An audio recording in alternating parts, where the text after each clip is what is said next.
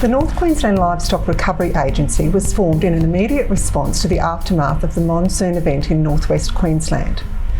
The agency was formed to assist producers during the ongoing recovery and reconstruction of their region and to provide a direct line of communication to the Prime Minister's office. Tracey Hayes is part of that advisory board and brings a wealth of experience to her role. So thank you for joining me in this beautiful space today. Oh, it's a glorious spot to be. So we're in Cloncurry for the Grazier Up Late function tonight, where Tracey is very kindly a guest speaker. Yeah, I'm really looking forward to being a part of it. Yeah, and we're sitting in the Gallery Emporium, which has a little pop-up store that's come from Julia Creek. So no doubt Christmas shopping. Lovely little gifts and things. I'll be getting in amongst it later on this evening. Yeah, beautiful clothes. And anyway, so Tracey, I mentioned about your experience. So how did you become involved with the North Queensland Livestock Recovery Agency? Right, so immediately following, once the full magnitude of the disaster became known, the Prime Minister assembled an advisory group headed up by Shane Stone. So a bit of time was spent in working out what skill sets would be required, and they identified very early on that people that were able to connect with the people that lived on the land and their experience. So I think my background, a lifetime in the beef industry, and also having been part of the Northern Territory Cattlemen's Association for many years, and also just operating in that North Australian space. So I understand that was the skill set that they were looking from me to bring to the table in the advisory capacity. And Tracey, what does your role encompass? Because I imagine that the agenda is very broad. The agenda is broad. So in the first instance, very soon after the flood event, I think it was some 10 days later, the agency was announced, and then very shortly after that we were out on the ground, my colleagues and the advisory board and the chairman and CEO. We were out talking to people and hearing firsthand of the devastation and the impact of the monsoonal trough right across this region, and we felt it was really important for us to get a solid understanding and a strong handle on what actually occurred and what was ahead of people in terms of the recovery and what support the Commonwealth and also the state governments down the track would be able to offer people. So in order to be able to inform policy and pull an appropriate package together, we felt it was important that we were out on the ground. So we've spent a lot of time driving around, many thousands of kilometres and weeks on the road, talking to people and hearing from them about the event. Because it was such a huge area, wasn't it? Yes, such a huge area, quite a few local government areas, and of course many thousands of square kilometres were impacted, and so essentially it rocked a whole industry, a whole district, and of course it was far-reaching. So not just the beef industry was impacted, but small towns and larger towns and communities, and the impact was felt right throughout.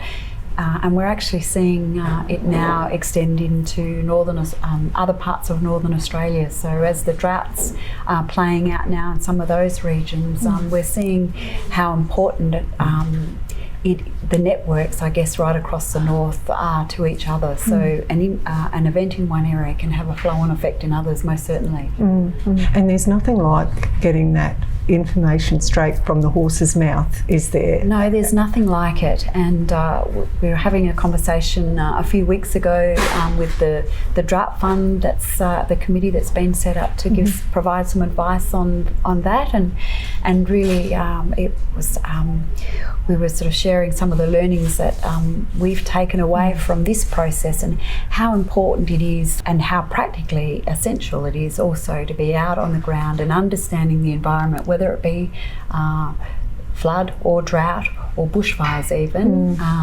We've got some very capable and qualified people writing policy and stationed in capital cities and areas, but they can't possibly understand fully what I think some of the important components are that are required for policy if they haven't been out and experienced what's going on. And that was a really smart move on behalf of the government to engage people like you and to make sure that you went out at that grassroots level. And Tracey, like, it was such an emotional time, and for you it must have been particularly so, speaking to so many different people, seeing firsthand the devastation and hearing those stories. So what sort of an impact did it make on you personally? Yeah, look, it really, there were tears from time to time, there's no question, just hearing so many accounts of people's devastation and sharing in their stories, lots of hugs and lots of cuppas around kitchen tables, but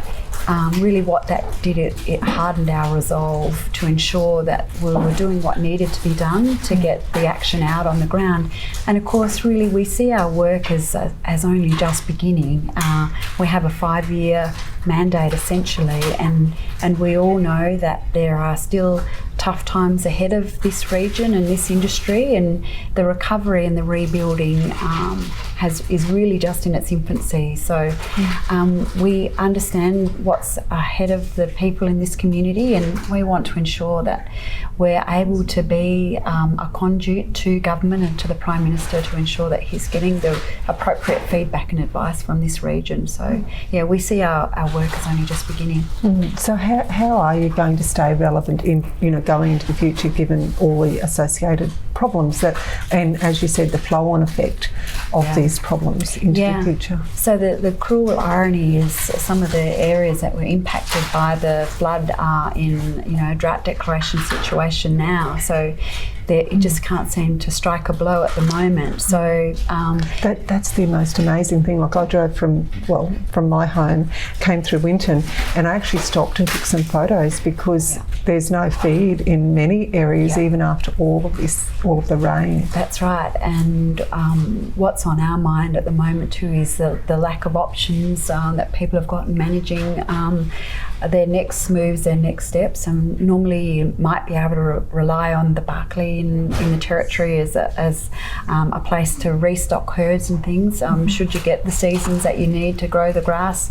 So restocking is going to be a challenge. We're turning off cattle in their tens of thousands in the Territory due to the drought. So I think in the next year or two we're going to have unprecedented demand for our beef, not only at a local level but for our international in our international marketplace, as well as managing the environmental impacts that will flow following a long dry spell. And so there's a lot to think about in the practical and the production sense, but also the human side of it. So families, kids away at school, mental health, the well-being of the community, and that's why events such as this are so critical. And it's a credit to the women in this community how they've been able to bandy together and set up events such as this.